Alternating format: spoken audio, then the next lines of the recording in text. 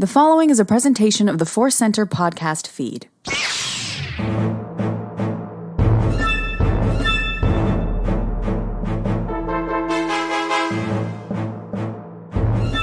From the center of the galaxy, this is the ForceCenter podcast feed. I'm Ken Napzok.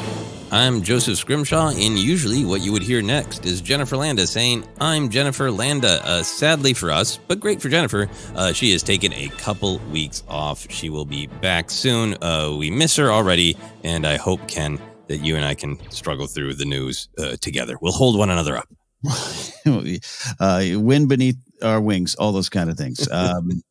We're going to do it. Yeah, Jennifer will be back soon, like Joseph said. And we all should say at this point that, Joseph, our schedule might be a little lighter in the next couple weeks. We just wanted people to know that. Yeah, that's right. So we normally do news, we do cues, we try to do a deep dive. Certainly when a new show is running, or like we were talking about Visions the last couple of weeks, and a fun show like Databank Dive, been doing the Figure Fight show on YouTube, and we're going to get back to that level. But for the next couple of weeks, it might be a little bit lighter as we plan for some new things for ForceCenter, and also just busy with some life stuff. I'm working on that short film that I've been promoting the Kickstarter for. Thank you, everyone who has supported that, and got some family stuff going on. And you're busy juggling some new jobs too, right, Ken? Yeah, absolutely. Doing some new work, finishing up some old work, and just got back from a trip myself, a wedding trip. Which was a lot of fun. We'll talk about more, but yeah, it's just a good time to maybe take our feet off the gas and just kind of gear up for what's coming. So we want to let you all know. And all that really means, Joseph, is that they're going to have time. You out there listening will have more time to listen to audiobooks, which is why it's a good time to remind you that today's podcast is brought to you by Audible. Get a free audiobook download and a 30-day free trial at audibletrial.com/ForceCenter. Over 180,000 titles to choose from for your iPhone, Android, Kindle, or MP3 player. A little bit later, as always, however, ForceCenter recommends an audiobook we think you should try out on us. Also, we have our Ask segment, and a lot of stuff is going on over at Patreon, and that's kind of where we're focusing on right now. That's right. The thing that we are not taking our foot off the gas on, because the titular character would never take their foot off the gas. That is our Indiana Jones podcast that we're doing on Patreon, Indiana Jones in the Perilous Podcast. In fact, we're recording our episode about The Last Crusade this week, and I can't wait to rewatch it. Can't wait to talk about it. If you want to join us on Patreon for that journey, it is patreon.com/ForceCenter. We're doing these Indiana Jones in the Perilous Podcast episodes building up to the release of Dial of Destiny. A little bit after the release of Dial of Destiny, those episodes will be made available to the public. But if you want to join us on the Indiana Jones journey, or join us on the Indiana Jones journey, you can do that by going to patreon.com/ForceCenter. Jennifer's not here, and everything's falling apart. Speaking of Jennifer, the other thing that we want to say about Patreon is we just want to say thank you again for helping us get to one of our most recent goals, which was to have the time, the funds, so that Jennifer could work on a YouTube show. That is going to be premiering on Monday, July 17th. It's going to run for 5 weeks. It's going to be called The Jedi Beat. It's going to be a mix of old and new audio. It is going to be Jennifer doing her PBS meets Star Wars great investigative, but still very, very fun journalistic study of topics in Star Wars. Yeah, I can't wait for that to happen. And you all made that possible. Yeah, we're going to get through this. I haven't really used my brain, my heart, and my vocal cords to podcast in a while. So I feel I've still got to get up to speed. It's been like 6 days since we've recorded, which seems like a millennium, because we normally record more frequently. Yeah, indeed. Well, we'll get to the news here shortly, but we always do like to catch up. Life adventures, Star Wars adventures. And yeah, we're both wonderfully busy, blessed to be busy with some of the things going on, and other things are just life. But Joseph, did Star Wars find you in any of it? It did. I got some good news on a project that I can't share the good news yet. But my slight action figure, I'm not going to say hoarding. I'm going to say saving for the winter months, like a squirrel with a nut. I will order things from eBay or Amazon or Entertainment Earth, and I'll remember which figure's in which box, but I'll just kind of put them in a corner and wait for a special moment. And I got good news on Friday night. about a project, and I'd had an action figure that I'd coveted for a long time that I'd found at a reasonable price on eBay. It is one of the 50th Lucasfilm anniversary figures. They did all those special figures. And one of the things they did is they did a bunch of 6-inch Black Series figures, but they put them in the packaging style of old 3 3/4 package styles. So they did one in the Clone Wars packaging style, where the back of the card is a clone helmet. In this figure, to absolutely no one's surprise, is Obi-Wan Kenobi. But it's great Black Series Obi-Wan Kenobi in his early Clone Wars look with all of the armor over the Jedi robes, but it's done entirely in a realistic style. And it is not only the best, but for me, one of the only action figures that does actually look like Ewan McGregor. Actually there.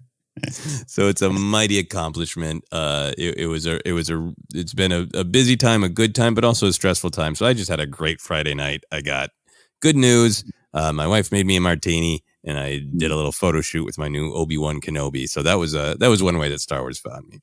That's wonderful. Well, that's wonderful. Good news and figures. It's a book title and also a way to live life.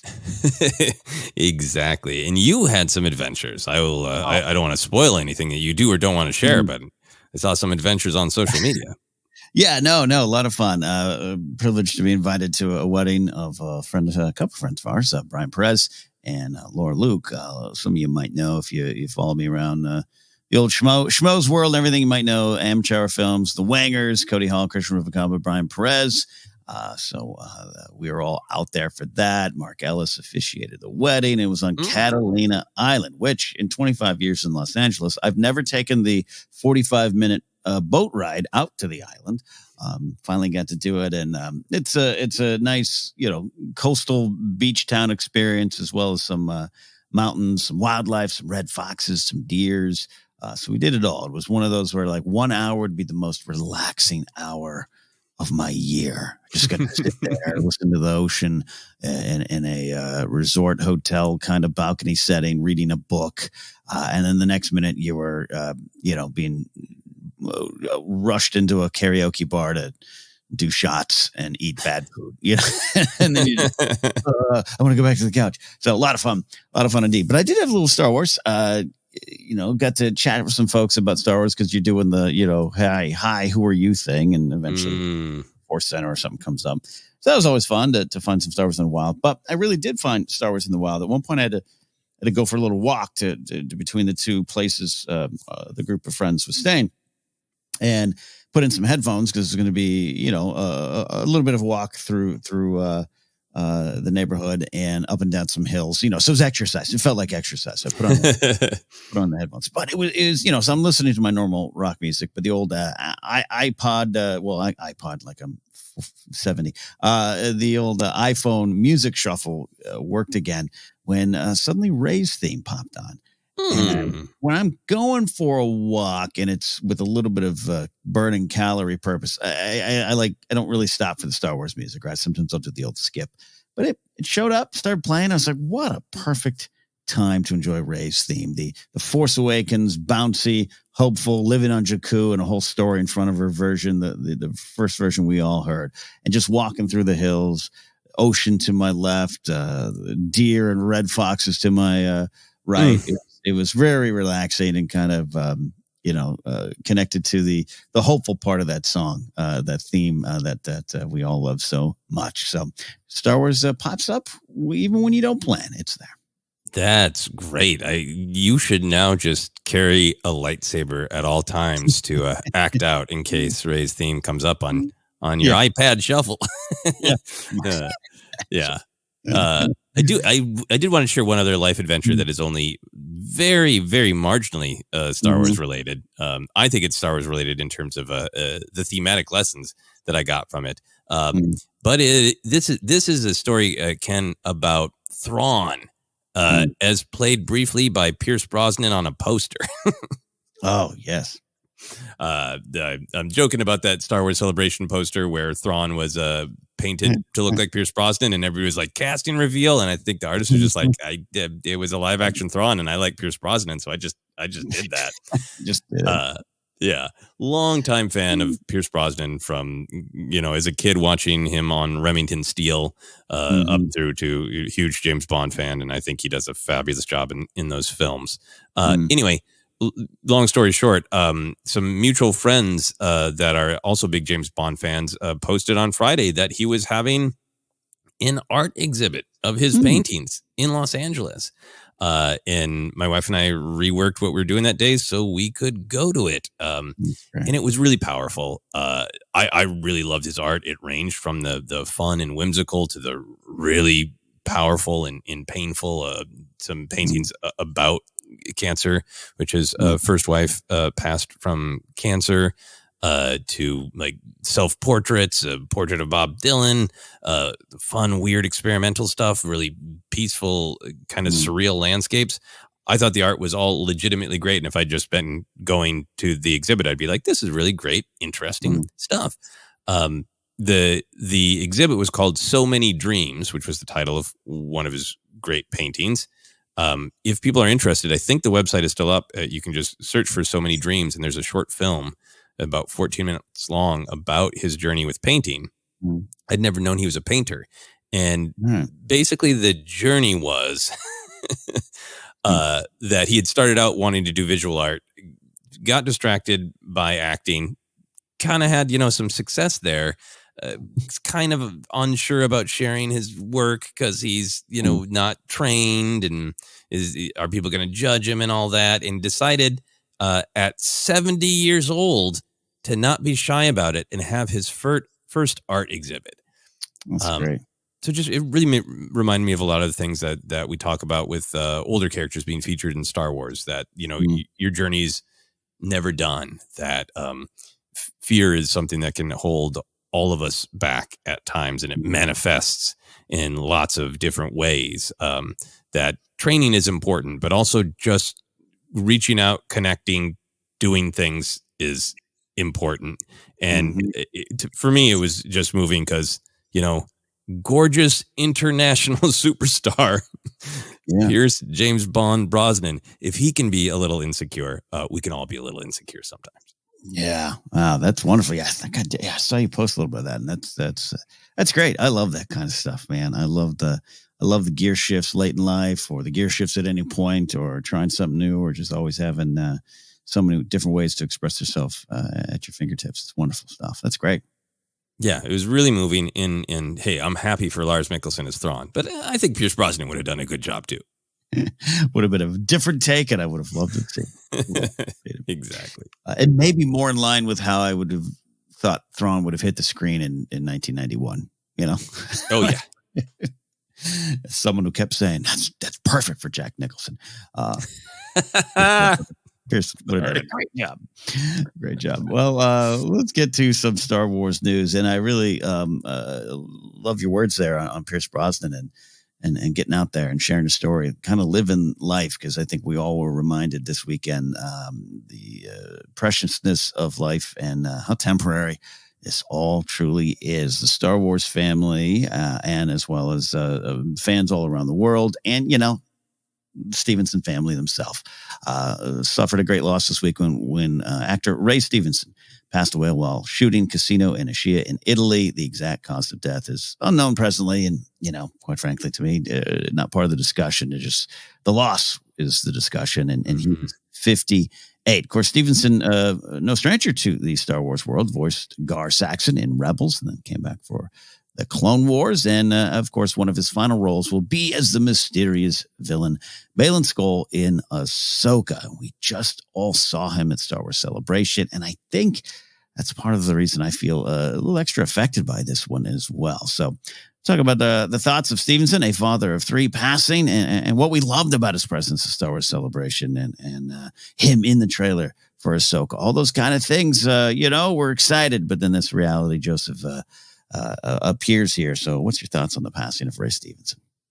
Yeah, it's incredibly sad. I think because for lots of reasons, first and foremost, just a human passing, a father of three, going suddenly. We're in this new era, and we have been for quite a long time, where we all can grieve publicly together. And sometimes when those happen, it's, because somebody who's a living legend and like 98 years old passed, and that is sad. But we are celebrating them and looking back on their legacy. 58 is a gut punch. 58 is very young in my opinion. Like we're just talking about, here's Brosnan in starting out with a new side of himself at 70 years old. You're alive until you're not alive, and you're active until you're not active. And the 58 part of it was a gut punch for me. And I think exactly like you're saying, I have some more thoughts on his presence at Star Wars Celebration and my personal reaction based on what I do and don't know of his work. But it's hard when, from our perspective as Star Wars fans, whether we knew his work well or didn't know his work well, we as Star Wars fans were on the beginning of our journey with him. Yeah. Maybe people knew him as Gar Saxon, but like at Star Wars Celebration, he was a part of the announcement of Ahsoka. We got to see him on screen. He was a presence, and it was, yep, you've been Gar Saxon, but now this is something different. Everybody's going to recognize you. You're always going to be a part of Star Wars. You can come back to Celebration, forever and have lines around the block for photos. You're in it now, man. And you, the audience, if you didn't know this guy before, or you did, here's the beginning of a new relationship. He's a Star Wars actor now. He's got a lightsaber and he's cool. Let's go. I think that's what's really hard about it, is that it was the beginning of a relationship from our perspective as fans. I really agree with that. And we'll talk a little bit more about Celebration here in a moment. But yeah, this was while on vacation, this news broke, and I'm having one of those, as I was trying to describe it, we all have those moments where if you get a chance to stop and catch your breath and look out, whether it's the ocean, snowy mountains, the desert, some part of this wonderful world, right? You have those kind of like, I'm feeling alive. I'm feeling myself. I'm feeling connected. And this happens. And, I know him. I know of his work and I've seen him in a lot of things. I love his stuff. And The Other Guys, one of my favorite little comedy movies there. But I didn't know his work intimately and was excited, as you said, to get to know him more, but to see him up on stage and that age, not to age ourselves, Joseph, but we're closer to 58 than we were not. I still think I'm the 22-year-old that moved to LA. I am not. And, this is one of those, like, I understand death. I understand all that kind of stuff. But, I had a little bit, it affected me in a way, in large part because of what we just saw at Star Wars Celebration as we transition into what we felt of him there. There was something about him. He's 6'3". He's a big presence. He had that white shirt on, that green and black scarf that's in all the photos that you're seeing right now. And he just came out there. And this is a guy. And yes, he was Gar Saxon, but not as many people watch those shows. Sadly, not as many people even know that character or know that he did that. And it was in a room, in a recording studio, and taken, and it's a smaller part, a little appearance. And to see him, someone, again, at 58, who had a long career, experience Star Wars fandom in that way, it was full of life. The moment was full of life. And you do kind of have that, like, wow, it's just last month. Like, how? So it kind of bummed me out more than other recent passings of celebrities that we don't know, right? We just know them as names. So, yeah, I'm with you. That was the biggest thing I enjoyed is that this guy with this long career, with this long list of roles he's played and a lot of life he's accomplished, you could tell he was blown away and just overwhelmed to feel that love at Celebration. Yeah. Yeah, no, I really agree with that. And to be totally honest, I knew Gar Saxon. I knew his role as Volstagg in Thor.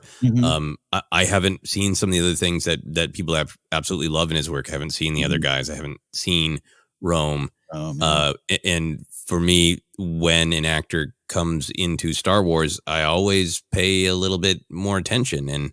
And I like their work and I appreciate their work and I'm a normal human about it. But it's also, fun for me to see like the movie Annihilation, which is a fabulous movie.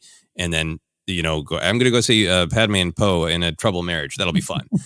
It's kind of a jokey thing, but it's a true thing of like, I was so excited to know his work more in the past and in the future. And a big part of that was also he looks amazing in Ahsoka. Yeah. In the show. And we don't know who this character is yet. We don't know what the character's fate is in Ahsoka. We don't know if that character is going to be a fan favorite character. And, we're all clamoring for give Balin his own Disney Plus show. And that all those possibilities being tied off as part of it. But you're right. The vibe at Celebration, on a lot of it was his presence. And this is what's, I'm trying to think of the right analogy for it. Like Star Wars Celebration is this party where people who come regularly, they have their lightsabers. They're dressed up as Mandalorians and Padme and a million other things. And they've got inside jokes like the running of Railroad Hood. But then there's also like anybody from any other party is welcome. Yeah.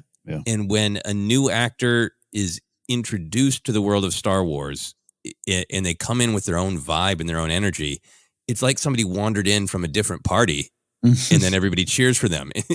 And the way that he walked in with his great gravitas, his great presence, but also honestly just looking like he just walked in after, grilling some meat on a beach, right? The open shirt, the necklace, the just fun devil may care scarf and look. And the fact that he had that presence that could have been like, I'm an actor and I'm doing a Star Wars and I have to do this. So I'll say hello and wave at the nerds. There was none of that energy, right? It was like wild. Everybody told me it would be this, that you haven't even seen my performance yet and you're screaming for me. Everybody told me it would be this, but it's amazing to experience it. Thank you for the love. To me, that he had one of those vibes of like, this is amazing. I'm happy to be here. I realize what this is now. I realize how much love there is here. Yeah, you make you think of Carl Weathers in 2019.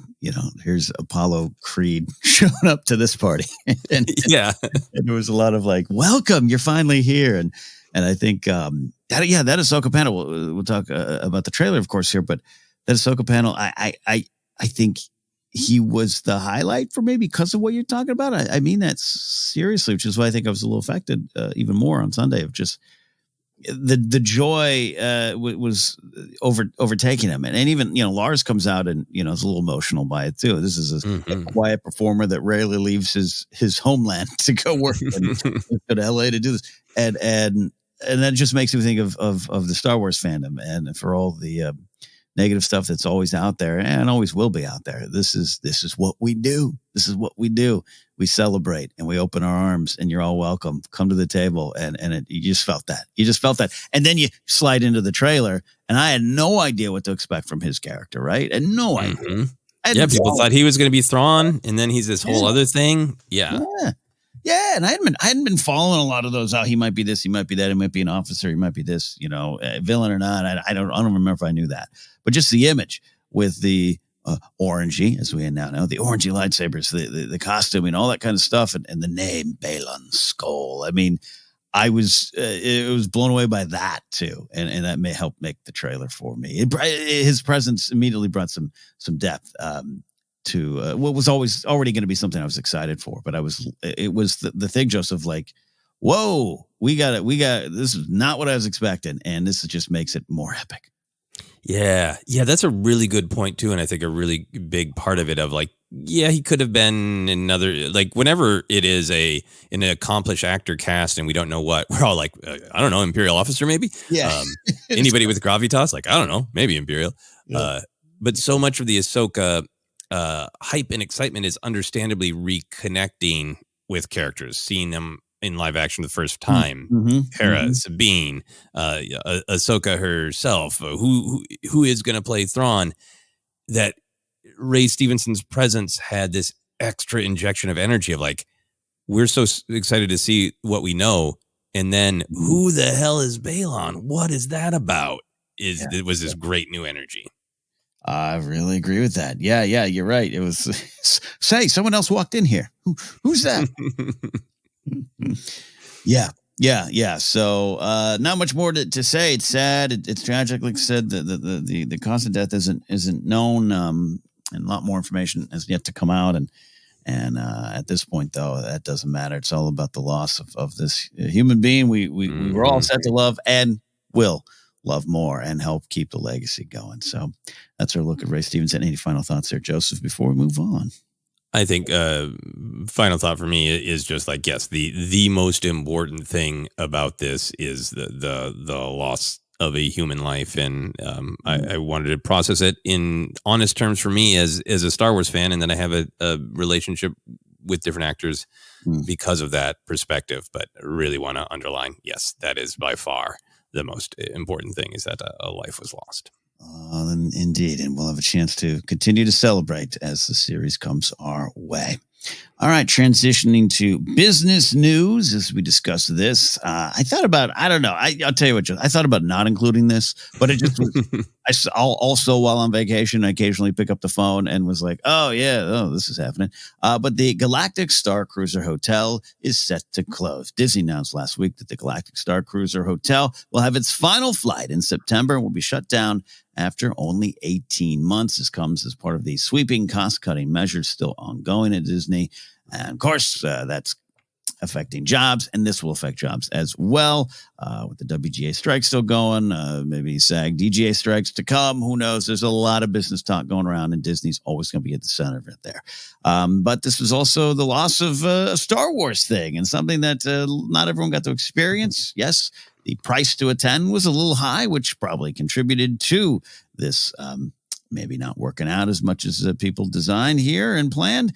But we ourselves never got to stay in the Halcyon, as it's called, of course, in canon. But thoughts, Joseph, on this being shut down and the business of it all? I'm glad you included it, because I have a lot of thoughts. There you go. And they're complicated. I think the place that I want to start is, I've mentioned it before on the podcast, but I have a friend who works on the ship as a cast member. And then I have other people who are friends to acquaintances, spectrum, who are involved, who have been involved in developing it, casting it, keeping it running. So I want to own that I have a personal take and a personal perspective. But even in the press release that Disney put out, they made it clear of, this has been a tremendous artistic and experience success. It is one of, if not the highest rated, one of the highest rated. Visitors are happy, thrilled with the experience. My friend over the months has, without giving any spoilers or saying anything that she's not supposed to, has described interactions with families, with children, with people who are well aware we are spending a bonkers amount of money for a once-in-a-lifetime experience, and you gave that to us truly, deeply empowering, impactful.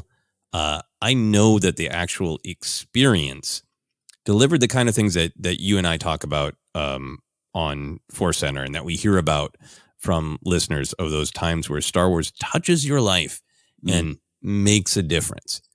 So I start from there of, there's the business side of it and there's the expense side of it, and that all can be discussed, should be analyzed. But I wanted to start from this point of respect, that whether or not it was a good business decision by Disney, the company asked humans, artists, creative people to design a theme entertainment experience that went to a level that has never been accomplished by Disney before. And the creatives and the humans involved knocked it out of the park and made something amazing. And I want to respect that. And there are opinions, and I think legitimate discussion about how expensive should things be, how accessible should they be, what is a good business decision. I think those are all valid and important conversations. But then also, this has always been the target of snark and anger. Not, could some of those assets that they developed be put in Galaxy's Edge so they're more accessible? Should they have found a way to lower the cost? Not legitimate to me conversations, but just snark. I think there are a lot of things that have made Galactic Starcruiser a snark target. It's the sequel era, and as always we say, totally fine if you don't like the sequel era, but there are people who are actively hateful about disliking it, because the captain character on the ship is a woman. There's ridiculous Kathleen Kennedy connections, ridiculous talking points about Kathleen Kennedy needing to have a self-insert character. Just ridiculous stuff. I think also because it's family friendly, sometimes there are those fans who only like the dark, brutal side of Star Wars. If it's not a Sith Lord, it's kiddie stuff. And there's so much about Galactic Starcruiser that is family friendly. It is about progress. It is about empowering people and telling an empowering story from everything I can gather.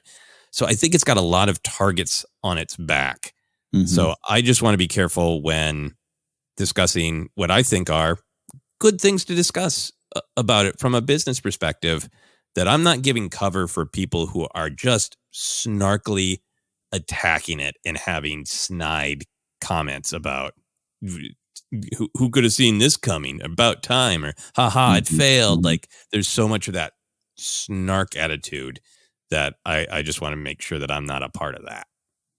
Yeah, which is dominates so much of our world beyond Star Wars, and I agree with you. And these stories get boiled down into little jokes, little headlines, and so much work was put into this. And one of the things for me is I didn't pay attention much to the hotel in the sense of would I ever get there? I don't know. We'll figure it out.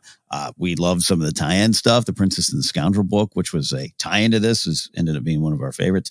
But in reading more of the story, I was, I guess in a way, shocked because of exactly what you're talking about, Joseph. Is this didn't get discussed, that it was the returns on it, the surveys, the people who actually experienced it was like this was a win. And I think history has it will erase that, right? And will erase the memories that were created. And I totally agree with you. I mean, there was a reason I wasn't planning on going there. I that's a lot of allowance money and all those kind of things. But even to hear some of the creatives talking about it, this could be one of those things where, whatever they were trying to attempt with this hotel, this might have been this one walks or the other one's runs type of things. And I think that's something to be looked at, celebrated, picked apart, dissected, studied, put back together. Sure. Yeah, I agree with it. It's a weird time for the business of it all. We know there's a lot going on, like we said. But I enjoy you bringing in the human touch. It's the same. And the reasons why. That we face a lot of that. Even when you go out of that Star Wars bubble, and people just have a long list of things they're ready to use against Star Wars.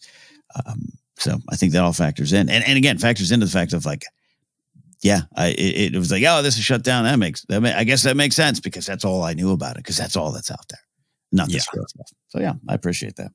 Yeah. And I think getting into some of the, actual discussion of price and accessibility and where else could the effort in the technology go, I do think it was bonkers expensive. It was very, very difficult to get to. It wasn't something like, I'll stretch your budget a little bit and every family can go. I think that's happening to the theme parks in general. But I think with this one, with Galactic Starcruiser, the other thing that I disagree with, that it was a cash grab or a gouge. It's really high end, but it's the cast, the new tech they designed to help tell this story, the specialized food and lodging. It was a really expensive vacation. A person on Facebook made what was to me a good analogy about a way to look at it is this was a top tier mega event. So if going to Galaxy's Edge is like going to a very expensive football game, still like inaccessible to lots of people, but a regular season but popular football game, very expensive. Galactic Starcruiser was like going to the Super Bowl. Like it was like, and maybe it should have been marketed that way. Of this is a mega event. This price is going to keep people out. But I mean, that to me is the big challenge, honestly, with lots of Star Wars stuff. We've talked about it. We experienced it with Celebration. Celebration itself has this warm, loving vibe of everyone's welcome if you can afford it, which most people can't. Many people can't. Celebration is hard to get to. Regular old Galaxy's Edge on either coast is extremely hard to get to, and that's always going to have a tension with. It's Star Wars. Star Wars is for everyone. It's welcoming to everyone. And maybe Galactic Starcruiser was just it could not possibly be available to everyone. And there's that tension of how do you for other products, experiences, if you're a James Bond fan, they can be like, yeah, come sleep in a gold hotel for James Bond night. And And it is $1 million. Too bad. That's the aesthetic of James Bond. It's a harder sell when it is Star Wars, and that tension is really palpable here. Yeah, I think I've well said. Runs all through it and runs through all the discussions around it. Who knows what the future holds? And like I said, they rebrand this, find a way to move it out there. And like I said, I still believe you'll look back and say, hey, a lot of things came from this. And that's just, from outsider's perspective, not an Imagineer myself here, of course. But so there we go, folks. There we go. The Halcyon is going, I think, September 28th, the last ride. I think it's mostly booked up till then. But hey, if you've experienced something on there and had some fun memories made, let us know. We'd love to share those and keep those memories and those joys alive. Yeah, absolutely. One other quick part of the conversation. I don't know where this comes from, and I wasn't able to source it this morning. But there's discussion that part of the experience of Galactic Starcruiser, the sort of the larger lounge with singing in that, was maybe supposed to be a part of Galaxy's Edge. In it, if that's true, I do support that. I think Galaxy's Edge could use a more open. I love Oga's Cantina, but it's hard to get into. And having a larger, more accessible space would be great. In my final thought on this is, I hope that Disney and Lucasfilm continue to work on ways to make things tiered, to make them sort of accessible at home. I mean, like. You can never replace being there. You can't replace being in the celebration room when Daisy Ridley is announced, but making it a little bit more available on the internet would be great. And I think however they can do that for Galaxy's Edge, for Celebration, for things like Galactic Starcruiser, to try to make as many people feel a part of it as possible is, I think, where the focus should be. Yeah, especially on the Celebration side. And as we head to Tokyo, talking about hard to get to, it's for some, for others, it's right there. And I've even seen the Australian fans excited that it's a lot quicker flight for them to get. You have to plant your flag somewhere and say, hey, this is where it is, or this is what the event is, this is what the cost is. Totally get that. But especially on the Celebration side, with the live stream side, letting people experience it all around the world is important as well. Yeah. All right. We are going to take a quick break. More news on the way. But before we do, we got a ForceCenter recommends an audiobook we think you should try out on us. What do we have today, sir? I switched it up, Ken. I'm recommending The Princess and the Scoundrel by Beth Revis. It also got snarked on because a part of it does happen on the Galactic Starcruiser. If I didn't know that part of the novel was intended to raise awareness, I would have no idea. It is to me pretty damn seamless. And this book is just plain one of my favorite Star Wars books ever. So I highly recommend checking this one out. Check it out. I second all that. I enjoyed my experience reading that fun book. Download your free audiobook today by going to audibletrial.com/ForceCenter. Again, that's audibletrial.com/ForceCenter for your free audiobook. All right, quick break. On the other side, more news here on ForceCenter.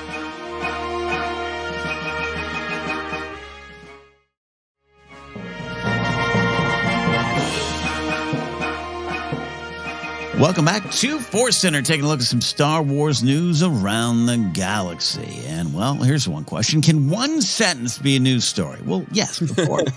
You've learned that. But yes, if it's Natalie Portman saying she's up for returning as Padme.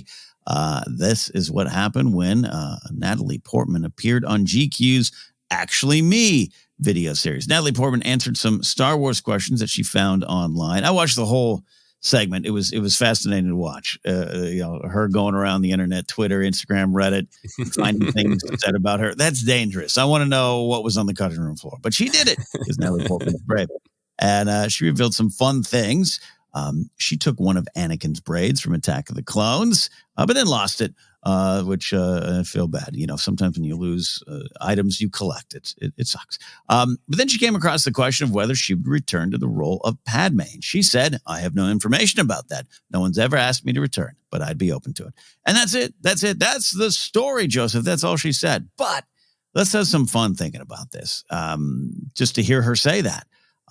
That's been a journey, I think, even to that moment. So how could this happen? What do you think about this? And what would we like to see in terms of Padme returning, and maybe even what way? What do you got? Yeah. I did watch the whole thing as well. It's only like 8 minutes and 30 seconds or something. And I joke about calling Natalie Portman Padme in other roles, but I think she is a phenomenal actor and a fascinating person. And it is really great to hear answers about her entire career that puts all of this in context as she's looking back on MCU stuff, on Black Swan, on all sorts of things. Puts this in context of like, yes, this is one of the many things I've done, including the rap where I make a joke about the prequels in a good way on her famous Saturday Night Live bit. Talks about all that. So yes, I would love to see Padme back, and I would love to see Natalie Portman back is Padme. Huge 1,000 times yes. Yeah. I thought that there was a slim possibility of a flashback in the Obi-Wan Kenobi series. That would have been great from my perspective.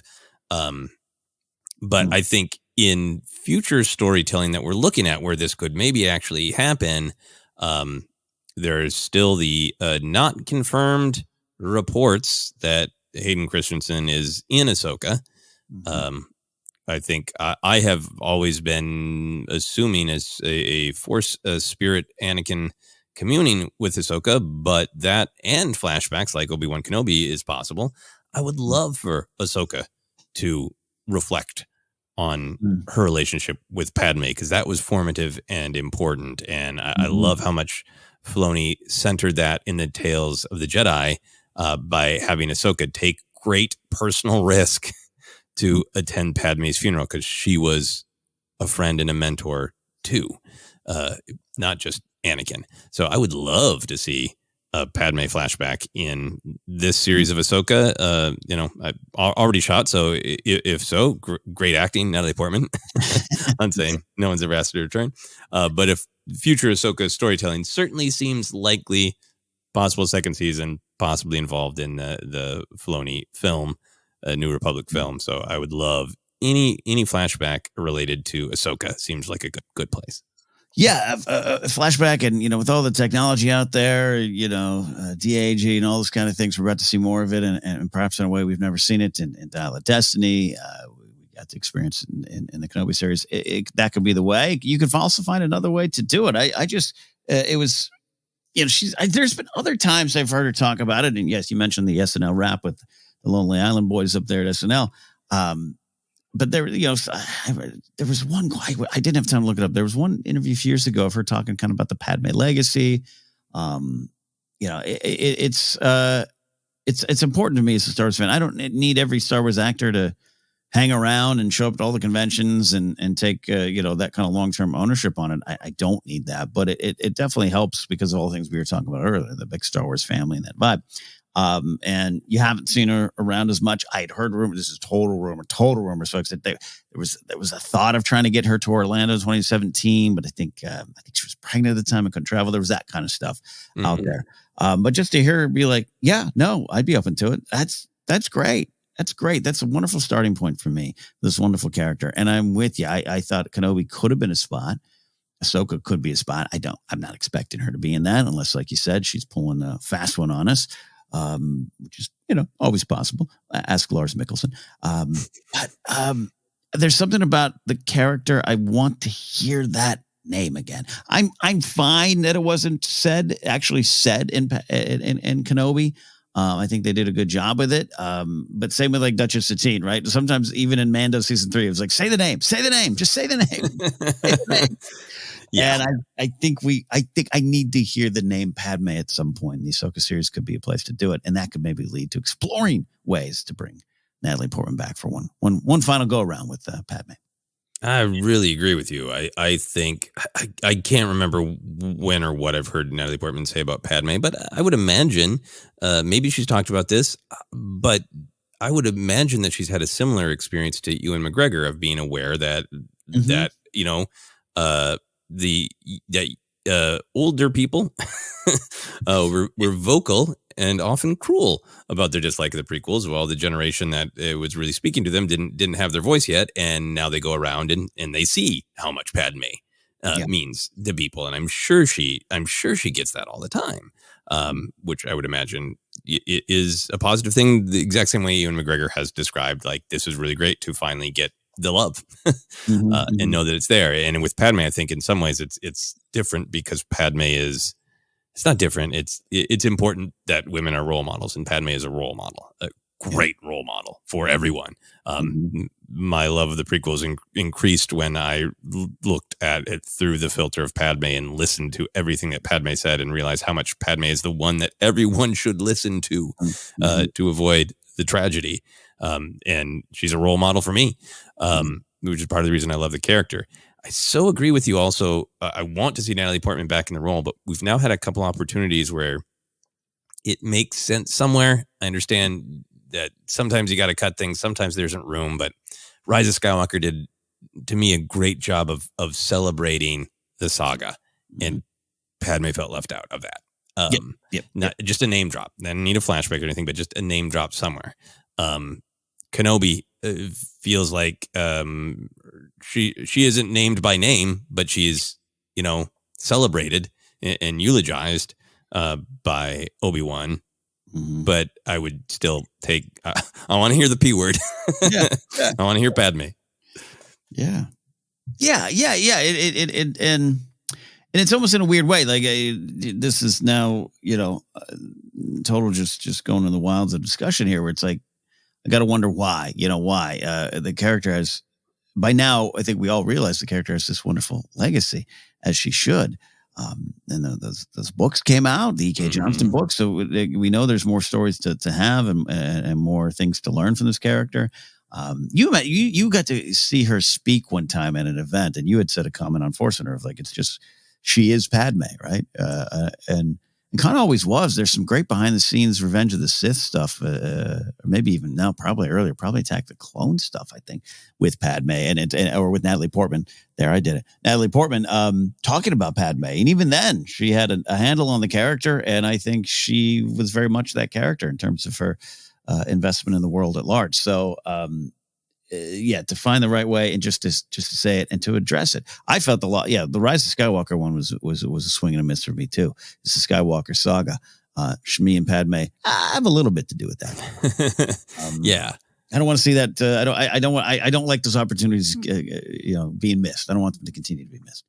Yeah, no, I really agree with that. And I agree. I think that she is well cast because she, as a human, shares some of the traits of Padme. I think one of them is just clearly just razor sharp intelligence, the ability to clearly communicate her thoughts, and an actual passion for issues and a desire to advocate for what she believes is right on large fundamental levels. There's that I can't remember which awards show it is, where I think it's Ron Howard she's presenting with, and she just has now the all male nominees, and just like that's a Padme move.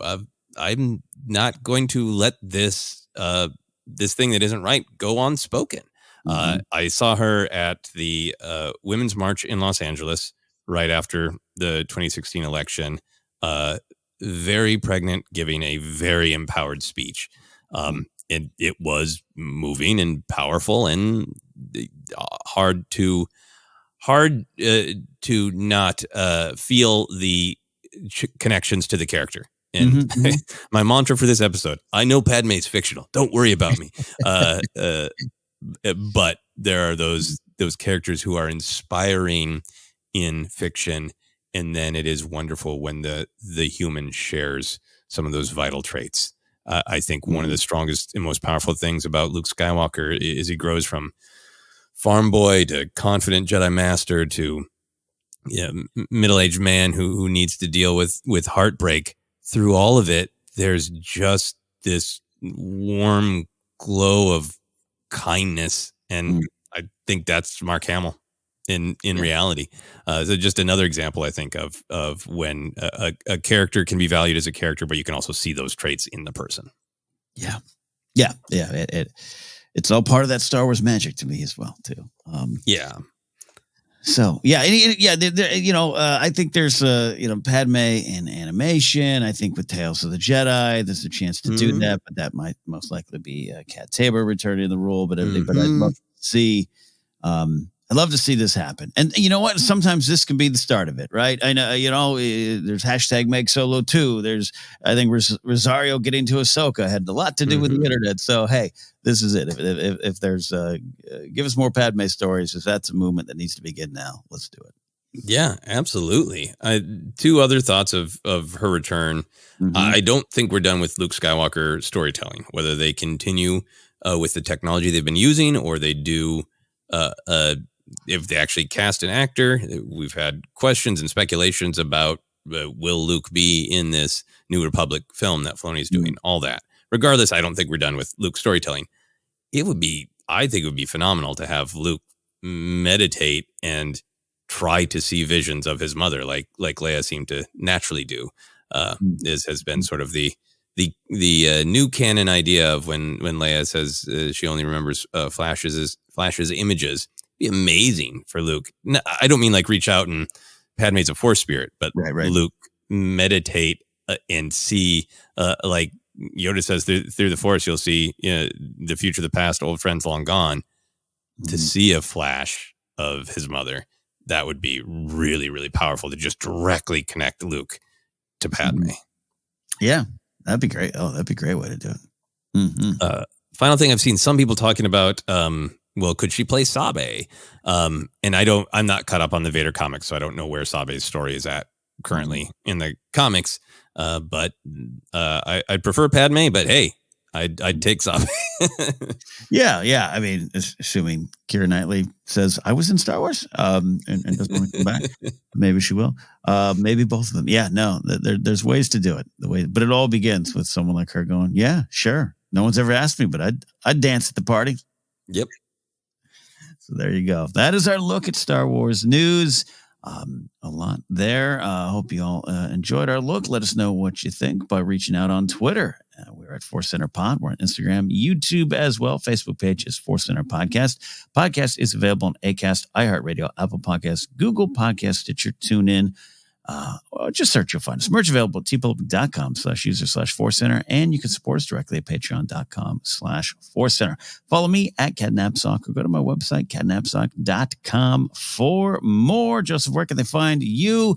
And if they're still looking to support the Kickstarter as those stretch goals hit, where can they go?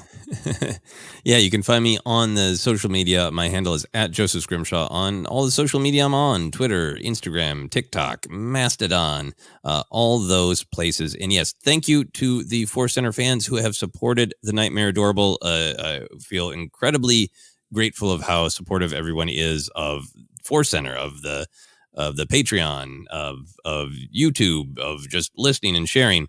And I really appreciate the stretching to support us doing things outside of Force Center when they are things that you're into. I'm very excited about this short film. I'm very excited for Ken to play a role. We've worked together lots of ways, but getting to direct Ken in some scenes and rewrite lines because I go, this would be really funny. I know Ken will make this line work, so I'm going to change that. That's such a fun part of the process for me. We, like Ken said, we're very lucky to be fully funded, but we have some extremely important stretch goals. The one that we're working on right now is if we get to a stretch goal, I can actually buy the camera rather than rent it, which will help me learn even more about filmmaking and make more films in the future. So if you're at all interested in that, you can just go to Kickstarter.com and search for Joseph Scrimshaw, and the film, The Nightmare Adorable, will pop right up. There you go, my friends. Looking forward to it. Looking forward to taking direction and having fun. So there you go, my friends. That is it for this week. We'll see you next time here on ForceCenter.